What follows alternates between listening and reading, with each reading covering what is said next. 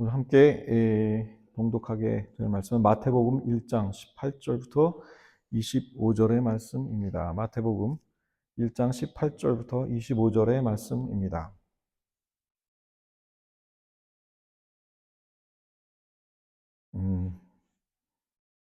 우리 교독으로 읽으시면 좋겠습니다. 제가 먼저 읽고 여러분들 읽으시고 함께 교독하겠습니다. 예수 그리스도의 나심은 이러하니라. 그의 어머니 마리아가 요셉과 약혼하고 동거하기 전에 성령으로 잉태된 것이 나타났더니 그의 남편 요셉은 의로운 사람이라 그를 드러내지 아니하고 가만히 끊고자 하여 이 일을 생각할 때에 주의 사자가 현몽하여 이르되 다윗의 자손 요셉아 내 아내 마리아 데려오기를 무서워하지 말라. 그에게 잉태된 자는 성령으로 된 것이라. 아들을 낳으니 이름을 예수라 하라. 이는 그가 자기 백성을 그들의 죄에서 구원할 자이심이라 하니라. 이 모든 일이 된 것은 주께서 선지자로 하신 말씀을 이루려 하심이니 이르시되 보라 처녀가 잉태하여 아들을 낳을 것이요 그의 이름은 임마누엘이라 하리라 하셨으니 이를 번역한즉 하나님이 우리와 함께 계시다 함이라. 요셉이 잠에서 깨어 일어나 주의 사자의 분부대로 행하여 그의 아내를 데려왔으나 아들을 낳기까지 동침하지 아니하니 다음에 이름을 예수가 아니라. 아멘. 아멘. 자, 오늘 새벽이 밝았습니다. 여러분들의 모습을 다시 한번 볼 수 있어서 얼마나 감사한지 모르겠습니다. 원래 오늘 우리가 이제 함께 나누게 될 말씀이 원래 그러니까 이 요셉에 관한 이야기는 성경 공부 시간에 이제 목요 성경 공부 때 하려고 했는데 그때 하기에는 조금 좀 내용이 좀 짧다 이런 생각이 들었습니다. 그래서 조금 바꿔서 오늘 새벽 예배 말씀으로 요셉에 관한 이 말씀을 전하고자 좀 계획을 바꿨습니다. 그래서 여러분들에게 오늘 의로운 사람이라는 요셉이 의로운 사람이었다라고 오늘의 성경 본문은 이야기를 하고 있습니다. 그의 남편 요셉은 의로운 사람이라 성경은 이렇게 이야기를 하고 있습니다. 요셉의 의로움에 관해서 오늘은 왜 성경은 요셉이 의로운 사람이라고 이제 평가를 했고 그의 삶은 어떠했는지 우리가 한번 살펴보는 시간을 가지고자 합니다. 자, 이 마리아 사실 이때 당시에 이스라엘 백성들도 뭐 우리나라 조선시대도 그랬겠습니다만은 사실 젊은 나이에 상당히 20대 되기 전에 이미 정혼을 하고 결혼하는 사례들이 굉장히 많이 있었습니다. 물론 이제 우리나라 같은 식으로 나이 계산을 하는 민족들은 별로 없어요. 우리는 태어나자마자 한 살이었고 우리나라도 이제는 바꿨잖아요. 그러니까 만으로 공식적으로는 이제 만 나이를 따지기 시작을 하는데 이때도 보통 우리식으로 하면 만 13세가 되면 남녀 공이 이제 성인식을 치르게 되고 그때부터 뭐 이제 결혼을 위한 준비, 특히 여성들은 뭐 들어간다 할 수 있겠죠. 사실 마리아가 정혼한 상태였다라는 것은 그러니까 나이가 그렇게 많은 상태가 아니었을 것입니다. 20대도 채 되지 않은 그런 젊은 나이였습니다. 어쨌든 이 마리아가 요셉과 약혼한 상태에 들어가고 동거하기도 전에 이미 성령으로 잉태한 것이 어쨌든 임신이 됐습니다. 이 사실, 그러니까 성령으로 잉태된 건 몰랐지만 물론 남편 요셉은 그러나 의로운 사람이었다. 성경이 이렇게 얘기합니다. 자기의 약혼녀였던 마리아가 임신한 것을 알게 됐을 때 그는 이를 비밀로 붙이고 드러내지 않고 조용히 끊고자 하고 어떻게 끊으면 좋을까 생각하고 있었습니다. 자, 그런데 이 일은 사실 굉장히 큰 문제로 남아있는 상황이에요. 그러니까 사실 남자 입장에서는 여러분도 생각해 보세요. 특히 남자분들 자기가 지금 자기 약혼녀가 내가 같이 잔 적이 없는데 임신을 했다? 야, 이거는 오늘날 현대에도 정말 견디기 힘든 치욕이죠. 남자 입장에서 굉장히 모욕적입니다. 그러니까 뭐 요즘에 그 20대들 얘기하는 걸 들어보니까는 뭐 무슨 퐁퐁남이니 뭐 무슨 그런 얘기들 해요. 그리고 우리나라에서도 그런 일들이 있더라고요. 결혼을 해서 아이가 태어났는데 나중에 아무리 봐도 자기 아이가 아닌 것 같아서 유전자 검사를 했더니 뭐 이 아내의 전 남친의 아이다. 뭐 이런 사건들이 심심찮게 일어납니다. 요셉 어쨌든 자신이 동거한 적이 없는 이 약혼녀 마리아가 임신을 하게 되니까 은밀하게 조용히 이제 끊고자 했습니다. 이때 당시의 율법에 따르면 처녀인 여자가 남자와 약혼한 후에 어떤 남자가 그를 성읍 중에서 만나 동침하면 너희는 그들을 둘 다 성읍 문으로 끌어내고, 성읍 문으로 끌어낸다는 것은 공개적으로 망신을 주는 행위예요. 그런 다음에 그 성읍에서 돌로 쳐 죽일 것이니, 신명기 22장 23절 24절의 말씀입니다. 엄청나게 무서운 형벌이 공개적으로, 성읍은 사람들이 많이 모이는 그런 넓은 광장입니다. 그곳에서 공개적으로 돌로 두 사람 모두 죽이게 되어 있었습니다. 약혼녀였던 마리아. 요셉은 이 마리아가 그런 꼴을 당하는 것을 보고 싶지 않았던 것 같습니다. 물론 이런 경우에 이 여성이 살아날 가능성도 있습니다. 자신의 태중의 아기도 이제 자신이 임신하게 된 경위를 다른 남자의 강압에 의해서 이렇게 된 것이다라는 사실을 입증할 수 있었으면 이 여자는 살 수 있었고 남자만 죽이게 되어 있었어요. 그러니까 율법에 따르면 만일 남자가 어떤 약혼한 처녀를 들에서 만나 강간하였으면 그 강간한 남자만 죽일 것이요 처녀에게는 아무것도 행하지 말 것은 처녀에게는 죽일 죄가 없습니다. 이렇게 신명기 22장 25절은 이야기합니다. 그러나 이걸 입증할 방법이 없었죠. 이미 시간은 흘렀고 배는 불러오고 있었다 하는 겁니다. 여기에서 임신한 마리아와 태아가, 이 태중의 아이는 누굽니까? 예수 그리스도잖아요. 이 태아가 살아남을 수 있는 유일한 길은 불가항력의 성폭력에 의한 임신인 것을 입증하는 거였는데 이거는 이미 물 건너갔고 이미 시간이 많이 흘렀어요. 그리고 그런 상황도 아니잖아요. 그리고 마지막 하나 남은 것은 이 마리아와 태중의 아이, 임신한 상태로 멀리 아무도 없는, 그러니까 자기를 알지 못하는 그런 나라로 도망친 겁니다. 야반도주를 하는 것이었죠. 그러나 이게 쉬운 일이겠습니까? 어린 처녀가. 결코 쉬운 일은 아니었습니다. 다만 요셉은 마리아와 그 태아에게 시간을 벌어준 것일 뿐입니다. 시간을 벌어준 거예요. 자, 어쨌든 이렇게 이 사실을 그대로 드러내지 않음으로 인하여 살할 수 있는 시간을 벌어준 것이었습니다. 자, 그런데 이 요셉에게 하나님의 사자가 나타났죠. 그에게 꿈속에서 요셉을 부르십니다.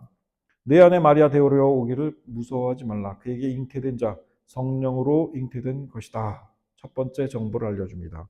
이것은 다른 남자에 의해 임신된 것이 아니고 성령에 의하여 잉태된 것이다 라는 이야기를 합니다. 그리고 아들을 낳을 것이다 예언을 해줍니다. 그리고 그 이름을 예수라 하라. 여러분들 예수라는 말 히브리어로 예슈아입니다. 예슈아. 그러니까 이게 이제 헬라어로 갈 때에 헬라어로 가면서 예수스가 돼요.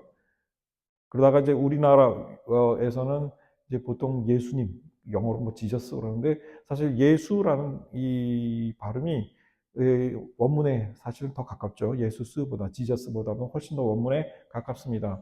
지저스라는 말은 상당히 많이 그 원래 발음에서 벗어났어요. 근데 그 뜻이 무엇입니까? 히브리어로 번역하면 이것은 예수라는 구원입니다. 구원이에요. 구원이란 뜻입니다. 이는 그가 자기 백성을 그들의 죄에서 구원할 자이심이라. 그에게 그 이야기를 알려줍니다. 그런데 물론 요셉이 이 이야기를 듣고 자기 백성을 죄에서 구원한다. 태어난 아기가 아들인데 다 이해하지는 못했을 것입니다. 그리고 이 모든 일이 된 것은 주께서 선지자로 하신 말씀을 구약의 모든 선지자를 통해 예언하신 그 말씀의 성취이다라고 이 사실을 알려줍니다. 그러면서 마태복음 20장에서 천사는 이사야서의 말씀을 인용합니다. 이르시되 보라 처녀가 잉태하여 아들을 낳을 것이요 그의 이름은 임마누엘이라 하리라 하셨으니 이를 번역한즉 하나님이 우리와 함께 계시다 함이라. 이사야서의 말씀이었죠. 자, 이사야서 이 말씀에 이제 인용하면서 이 요셉이 꿈속에서 깼습니다. 꿈속에서 주의 사자를 통해 마리아와 그 태중의 아기의 관한 비밀을 알게 된 것입니다. 요약하면 마리아에게 잉태된 자는 성령으로 된 것이고 잉태된 이는 자기 백성을 그들의 죄에서 구원할 자이고 그 다음에 이 모든 일이 된 것은 주께서 구약의 선지자를 통해 하신 예언의 말씀이 성취되는 것이었다. 이렇게 이야기를 합니다. 그러면서 하나님께서는 주의 사자를 통해 요셉에게 이런 명령 두 가지를 명령하셨습니다. 첫 번째, 내 아내 마리아 데려오기를 무서워하지 말라. 임신한 약혼녀. 왜냐면 이 약혼녀, 그러니까 여자가 약혼한 상태에 들어가면 이미 결혼한 사람으로 간주됐어요. 이때 당시에는. 그러니까 약혼한 여자 원래는 그 혼전 임신도 뭐 혼전을 임신했다 해서 죽이는 건 아니었습니다. 이때 율법 당시에. 그러니까 남자가 그 여자를 임신한 여자를 자기 아내로 삼으면 돼. 그러면 다 살 수 있어요. 문제가 없습니다. 아무 문제가 없어요. 혼전 임신했을 경우. 그러나 문제가 됐던 건 이 마리아가 약혼한 상태였다는 것입니다. 약혼한 상태였다는 것은 이미 결혼한 것으로 간주된 그런 상황이에요. 근데 그 상황에서 자신은 약혼자의 아이가 아닌 다른 사람의 아이를 가지게 됐다는 건 이거는 완전히 돌로 맞아 죽일 그런 상황이 되는 겁니다. 자, 어쨌든 두 가지 명령을 받았는데 내 임신한 아내 마리아를 데려오는 것을 두려워하지 말라. 그리고 아들을 낳을 것이니 그 이름은 예수라 하라. 이 두 가지 명령을 이제 듣고 이 요셉이 잠에서 깹니다. 자, 그리고 어떻게 했을까요? 요셉은 이 두 명령을 그대로 순종합니다. 성경은 이렇게 기록합니다. 요셉이 잠에서 깨어 일어나 주의 사자의 분부대로 행하여 그의 아내를 데려왔으나 아들을 낳기까지 동침하지 아니하더니 나음의 이름을 예수라 하니라. 하나님께서 명하신 그 명령 두 가지를 온전히 다 행합니다. 야, 사람이 성령으로 잉태될 수 있는 사례, 성경 구약 신약을 통틀어 유일한 사례였습니다. 믿기 쉽지 않죠? 여러분, 그러니까 그 우리나라 이제 교회나 이제 이런 그 기독교계에서 많이 그 회자되는 유명한 에피소드가 하나 있어요. 아마 여러분들도 들어보신 그런 에피소드일 가능성이 굉장히 높습니다. 옛날에 웃으면 복이 와요. 저도 어릴 때 굉장히 많이 아주 즐겨보던 코미디 프로그램이었는데 거기에 이제 등장하는 여러 코미디언 가운데 구봉서 씨가 있었습니다. 이분이 원래는 크리스찬이 아니었는데 나중에 아내의 권유로 이제 크리스찬이 되었고 그때 당시 연예인 교회를 아마 출석하면서 나중에 정말 뜨거운 크리스찬이 돼서 동료 후배 뭐 그 동료 코미디언들 뭐 이런 사람들 뭐 연예인들 이제 성경 공부 그룹을 만들어서 거기서 아마 성경 공부를 열심히 아마 했던 모양이에요. 근데 어느 날 이제 믿지 않는 자기 후배 이제 연예인 한 사람 같이 성경 공부를 하고 있었는데 아마 이 대목이었던 것 같습니다. 예수 그리스도 성령으로 이제 잉태된 마리아에 관한 이야기가 쭉 나오니까 그때 참석했던 이제 이 후배가 말하기를 나는 도저히 어떻게 사람이 성령으로 그러니까 잉태되냐 여자가 그러니까 이게 난 도저히 믿을 수가 없다. 어떻게 이게 가능하겠냐? 난 못 믿겠다. 막 그렇게 이제 얘기를 했다고 그래요. 그랬더니 구박사 장로님 그때 이제 장로 뭐쯤 된 것 같아요. 이분이 그 후배를 향해서 뭐라고 얘기를 했냐면 야 이놈아 아니 제 서방도 믿는다는데 네가 뭔데 안 믿냐고 자기 서방도 믿는데 네가 뭐라고 그걸 안 믿고 그래 이제 이렇게 좀 핀잔을 주었다. 근데 이게 굉장히 아마 유명한 에피소드가 돼서 생각해 보니까 그렇구나. 요즘에는 정말 현대인들, 오늘날의 젊은이들 조금이라도 자기 안에 어떤 부정의 저기 해서는 사실 안 믿잖아요. 그거 믿겠어요? 아니. 근데 가장 안 믿을 사람이 믿는다 이거야. 그게 증거 아니냐, 이제 이렇게 얘기를 한 겁니다. 그러니까 생각해 보니까, 그렇구나. 정말 요셉에게 믿음이 없었다면, 정말 그가 이걸 보고 믿지 않았더라면 할 수 없는 일이었다라는 생각이 들더라고요. 그래서, 정말로 지혜로운 답변이었구나. 이제 이런 생각이 들었습니다. 자, 이후에 요셉의 행적은 어떠했을까요? 메시아 예수 그리스도가 탄생했을 때 제일 먼저 큰 위기가 닥칩니다. 어떤 위기였습니까? 헤롯의 말년이었어요. 그러니까 동방 박사들이 찾아왔을 때 이 동방 박사들이 먼저 궁중에 갔습니다. 왜냐하면 이 사람들 생각에 큰 별이 나타나서 위대한 어떤 인물이 태어나니까 당연히 왕의 아들, 왕이 될 사람이 태어났으니까 궁중으로 가는 게 맞다고 생각했습니다. 왕의 아들이 태어났구나. 궁중을 갔습니다. 궁중 안에 발칵 뒤집혔죠. 그때 당시에 헤롯은 죽기 얼마 안 남은 굉장히 노년에 이른 상태였습니다. 당연히 애를 낳을 수 없는 상황이었죠. 그리고 헤롯 집안은 아주 콩가루 집안이었어요. 그냥 자기의 아내, 아들들 수도 없이 처형했습니다. 반역죄 때문에. 이런 상황이었는데 당연히 헤롯은 아주 능청을 따면서 굉장히 고도의 정치인이었습니다. 헤롯은. 그러니까 이 동방 박사들이 찾아와서 왕이 될 유대의 왕이 될 사람이 태어났다 하니까 이 사람들에게 잘 대접합니다. 그렇죠. 잘 대접하잖아요. 그리고 자기의 그 율법 학자들 불러다가 성경, 구약 성경의 메시아, 그리스도 본능적으로 생각했습니다. 이 그리스도 메시아가 태어났구나. 그래서 율법 학자들, 성경 학자들을 데려다가 성경에 그리스도가 어디에 태어난다고 예언이 되어 있는가 묻잖아요. 그때 미가서를 인용해서 학자들이 대답해 줍니다. 베들레헴입니다. 유다 땅 베들레헴. 그게 미가서 예언되어 있습니다. 베들레헴 에브라다야. 내가 작은 고일지라도 결코 작지 않다.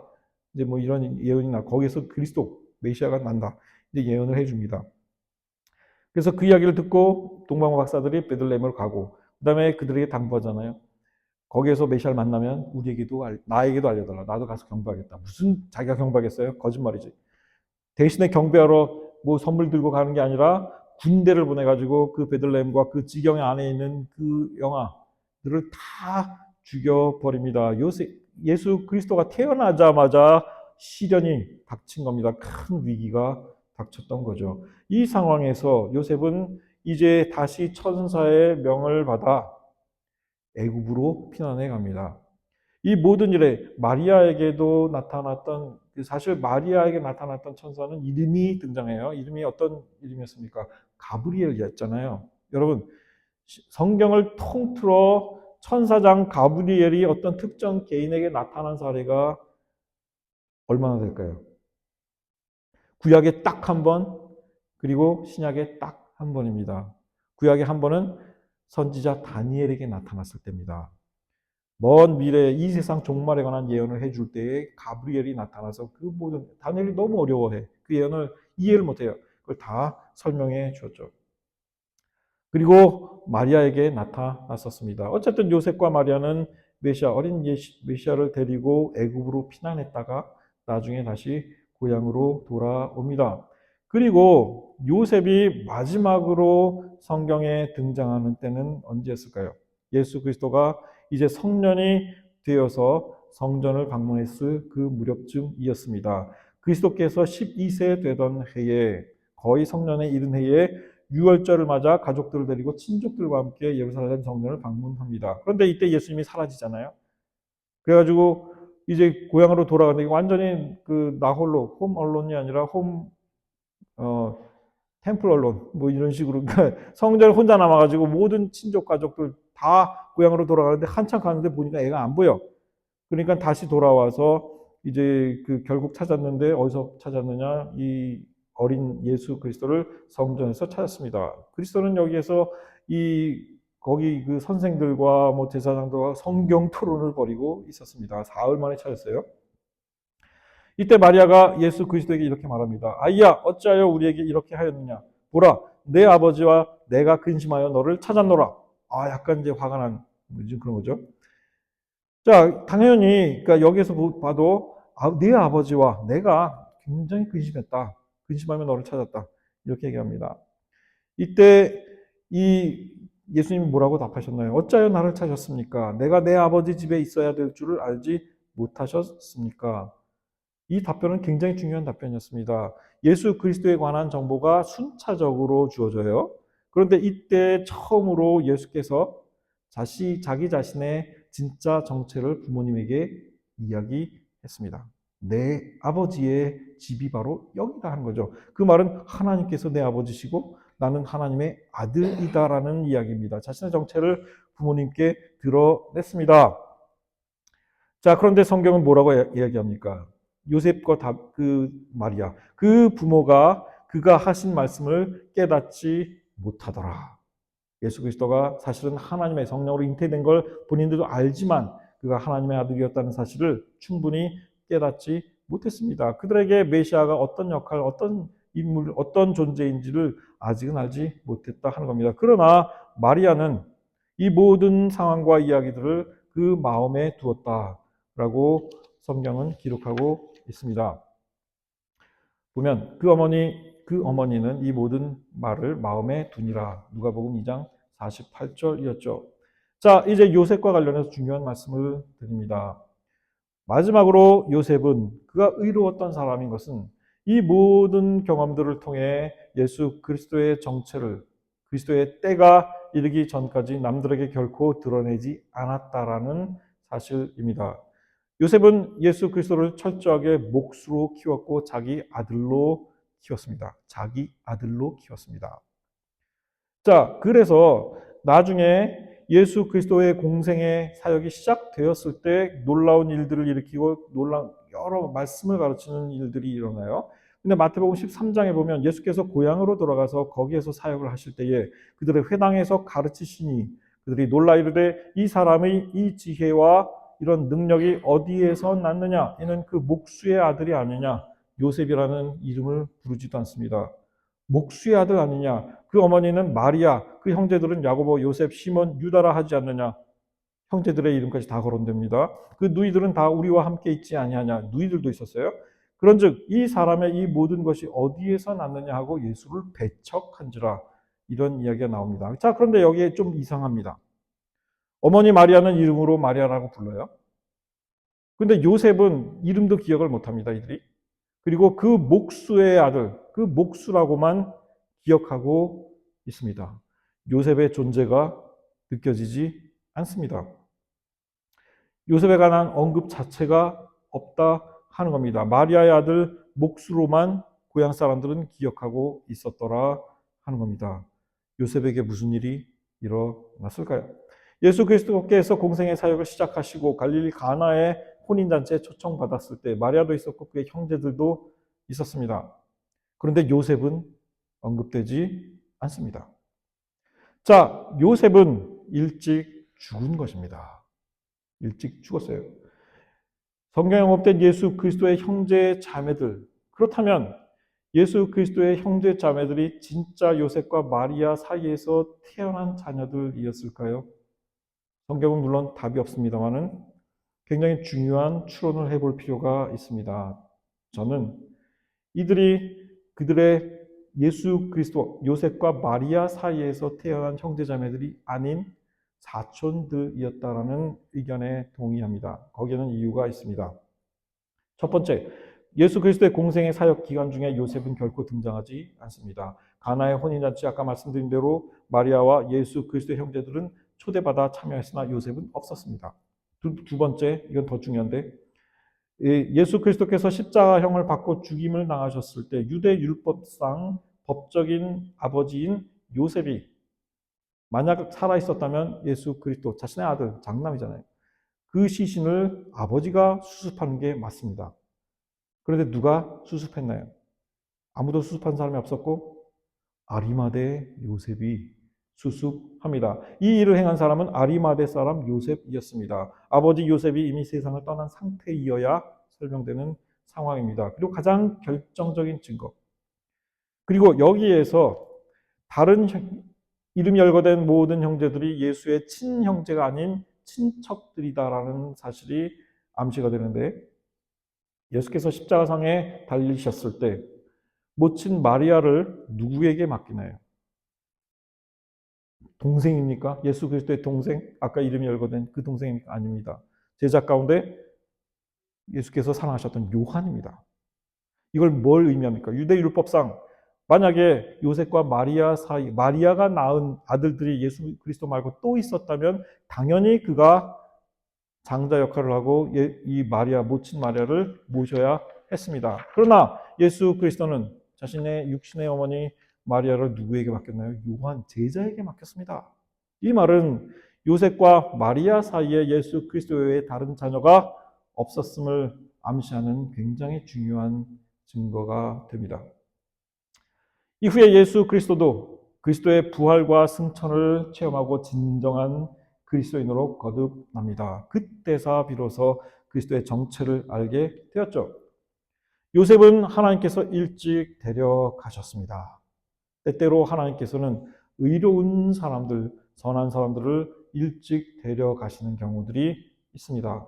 여러분, 성경에서 혹 노아의 홍수 이전에 사람들 대략 몇 살 살았나요? 어떤 사람 제일 오래 산 사람이 무드셀라라는 사람 969세인가 살았잖아요. 그리고 800살 살고 700살 살고 막 700살, 800살, 900살, 900살 정도가 막 흔해요. 그런데 이때에 에녹이라는 사람이 있었습니다. 거기에 나온 리스트 가운데 유일하게 하나님과 동행했다라는 이야기를 들은 사람입니다. 히브리서에서는 믿음으로 에녹은 죽음을 보지 않고 옮겨졌으니 이렇게 이야기를 합니다. 그는 옮겨지기 전에 하나님을 기쁘시게 하는 자라 하는 증거를 받았느니라. 히브리서는 에녹에 대해서 이렇게 평가합니다.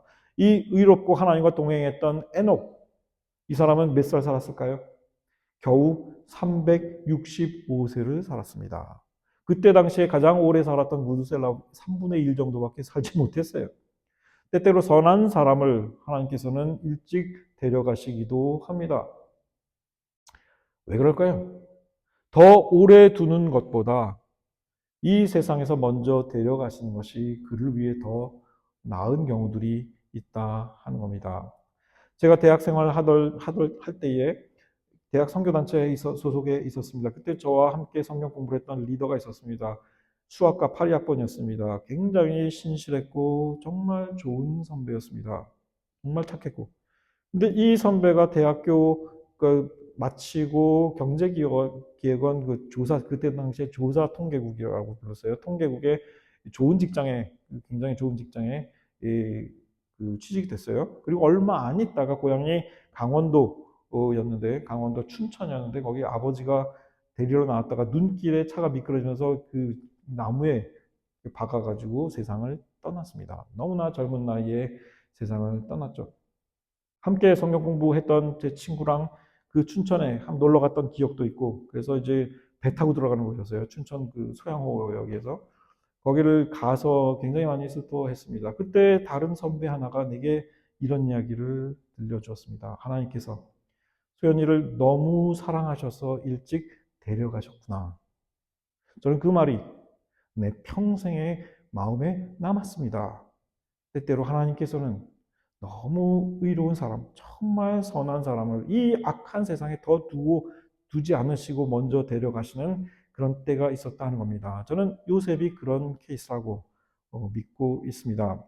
요셉과 마리아 사이에 더 이상의 자녀는 하나님께서 허락지 않으셨죠.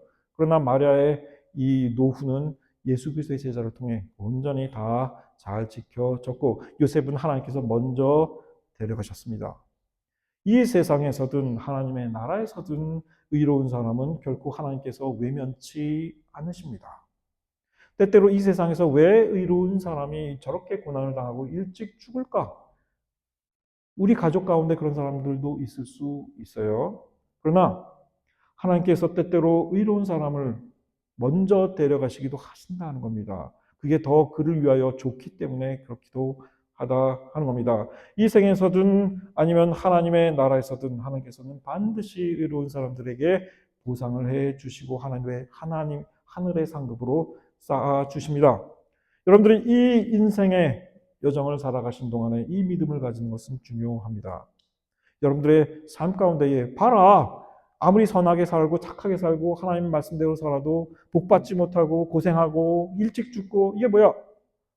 이렇게 낙담될 수도 있습니다. 그러나 그렇지 않다 하는 것입니다.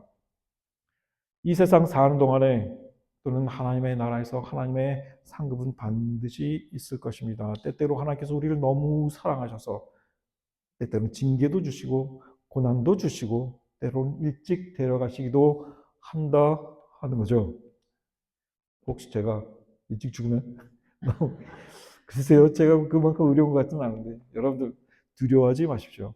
하나님 동행하고 선한 삶을 사는 사람은 언제 하나님께서 데려가시든 그 삶은 빛날 것입니다. 사도 바울이 고백한 바 여러분들의 선한 싸움을 싸우시며 승리하시는 하루하루 되시기를 예수 그리스도로 간절히 축원합니다. 자, 우리 합심하여 기도하겠습니다. 이 시간 새 날을 주시고 또 새 하루를 주시고